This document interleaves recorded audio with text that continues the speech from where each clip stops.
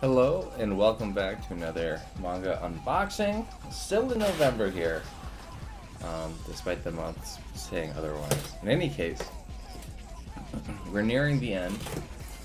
There will be only one more video of November's unboxing after today's. My cat is trying desperately to get onto the keyboard and attack the green bars that pop up when I say words on the screen. He thinks that they're fun toys. I'm trying to keep him away from the spacebar as best I can. You can probably hear him walking right next to the mic. This is a silly guy. That's okay. You guys can really see my character progression here, though, with this box opening. Becoming quite a pro at it. So here we have Black Clover 3. I've been reading Black Clover actually since it first came out. I've been reading it online. Oops. Let's fix that. There we go. That quick shoulder reveal, I hope you guys like that. I know it's a little risque for this channel. But in any case, I've been reading Black Clover since it was coming out online via fan scanlations and translations. At that time when I was reading it, I only felt that it was like okay, but I kept reading through it, weekly because it was just like, a nice shonen manga to read. It was just, it felt like kind of at home. But it's gotten actually a lot better.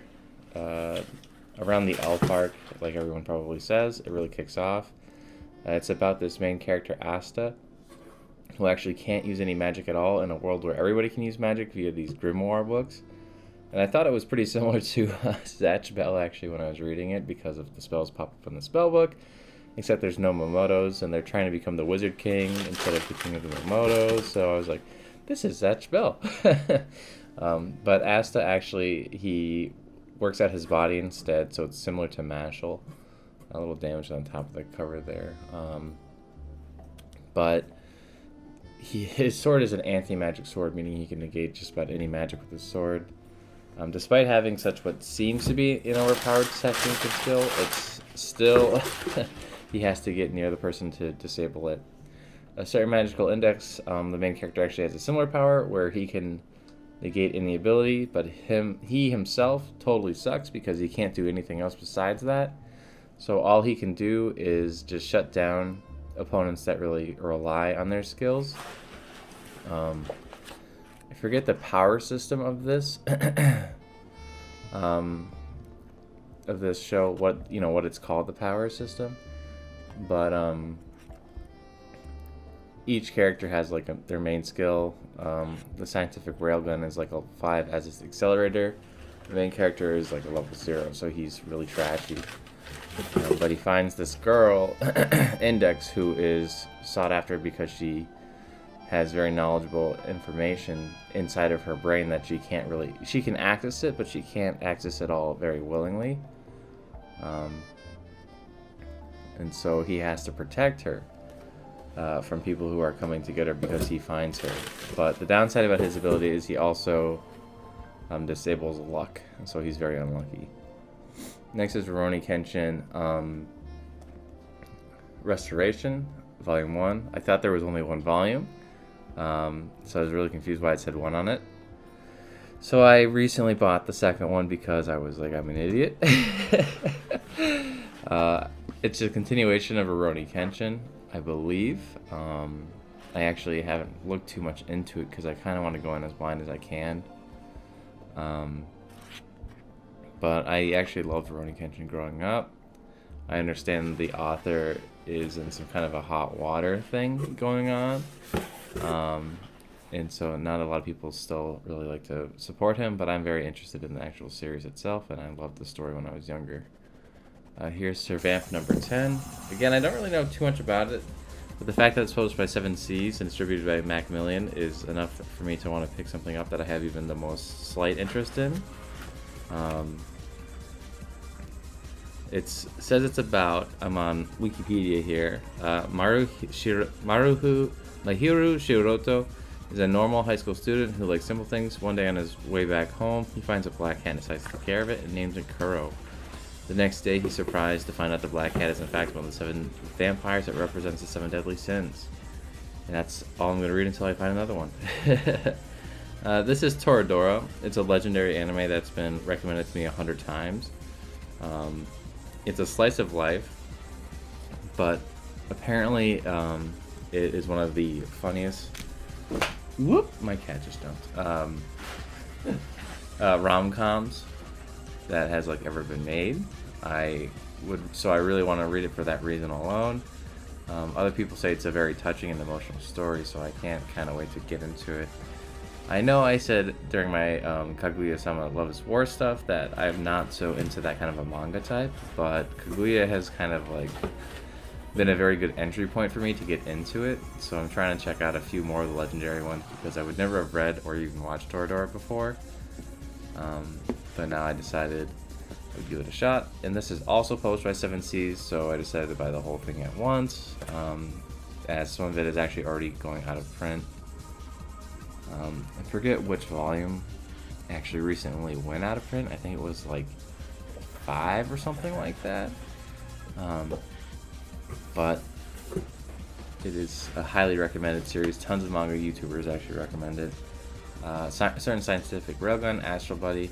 This is a spin-off of a spin-off of the Scientific Railgun series, focusing on this person who shows up, and the concept is, I have no idea. Again, this is by 7 Seas, and since the Certain Scientific Railgun started to become very difficult to obtain, I figured I would grab this one as well. The story seems like it's going to be interesting enough. I mean, pretty much anything that's a spin-off of a certain whatever is typically a pretty interesting read, just because of the world building that's done in a certain magical index and Scientific Railgun. Here we have Volume 2 of Astral Buddy, and you can see what looks to be Rin Tosaka from Fate Stay. Just kidding, it's probably not Rin. But this is Volume 1. And as you can see there, they don't even say it's a spin-off of a certain magical index. They say it's a spin-off of a certain Scientific Railgun, which I think is pretty funny. Because, I mean, you're right, but like, man, show some respect. Let's see, this is the second one, so 1, 2, 3 is all that's out right now.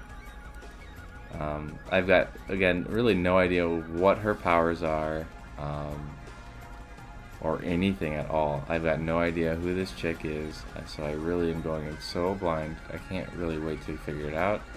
There's somebody with the dress psychic ability. I don't know what that could possibly mean. But I am understanding that Astral Buddy means like she's going to be a support character in the series, but I'm not sure. A certain Scientific Accelerator here. Certain Scientific Accelerators features Accelerator. Get it? Anyways, this is Volume 10. I think this is the most recent one, although I think 11's out now. And it actually follows one of the main antagonists from the main series, Accelerator, but the character was so popular, he actually spun off into his own series to further explore him, so you can see kind of why he's a bad guy, why he's not such a bad guy. So it's interesting in that regard to have a series focus on one of the main antagonists. It'd be like if they had Naruto and then Sasuke, and it'd be like Naruto Shippuden and then Sasuke Heavy, because he was Snake for a while. Here you have Certain Scientific Railgun again. This is the most recent Certain Scientific Railgun. I believe I actually have them all now with a few duplicates. So I'll probably sell those so I can get those out in circulation. I feel kind of bad to have multiple copies of such a kind of sought-after series. I also feel bad for my wallet for having bought duplicates of it, but but you know how it goes. But yeah, this is a pretty interesting series for sure. Here's more. I think this is a new revamp, so I'll pull up the old Wikipedia here. Alright, so the cat's name is actually Sleepy Ash, and he represents sloth. He can turn into a cat when he's exposed to sunlight rather.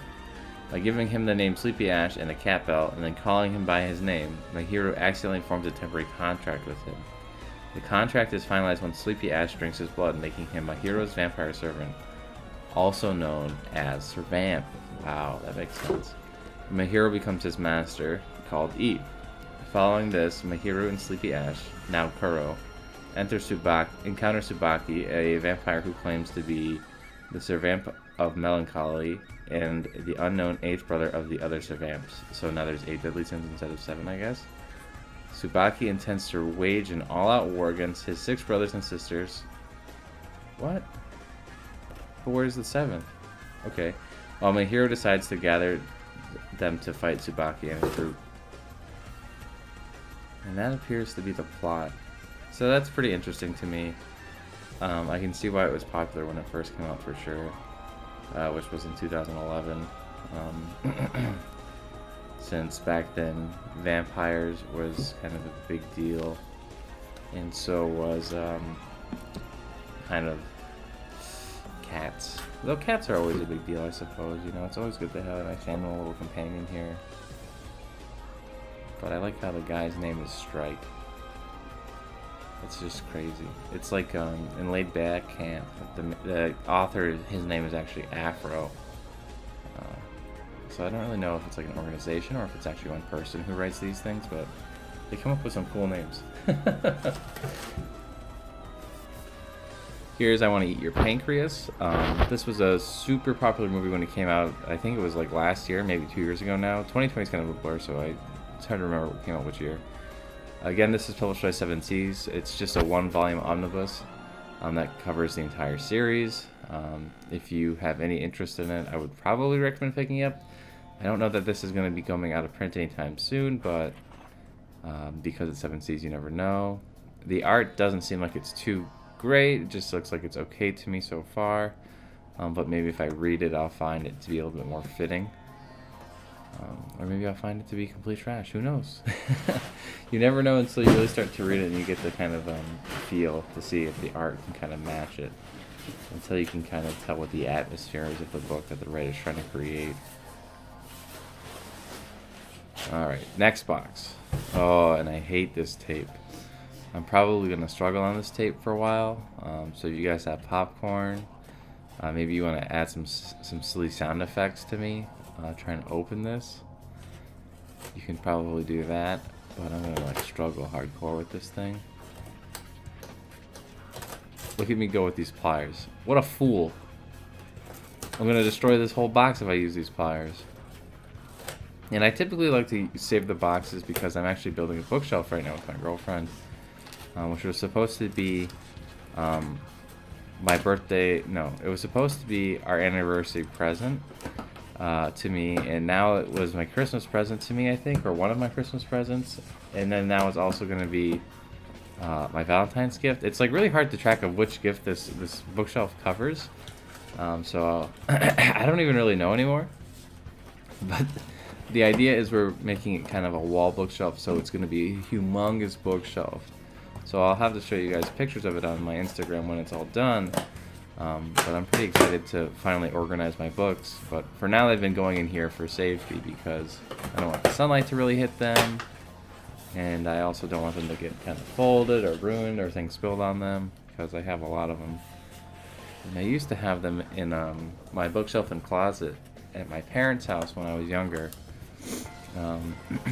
But now that I moved into my own place, I took them all out, put them in boxes, took the ones that I wanted to read out of the boxes and put those in my new closet, and the rest of them I kept in the boxes. So these make for great storage boxes. Alright, now it's open. We're good. See, the scissors from the Cricut really saved the day. They're strong scissors, that's for sure.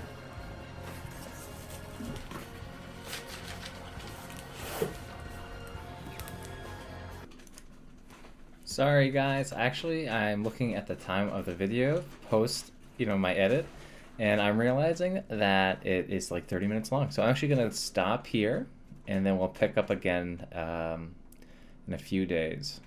Alright, I'll see you then, and thanks for watching. Please subscribe, like, and comment if you enjoyed the video. Bye!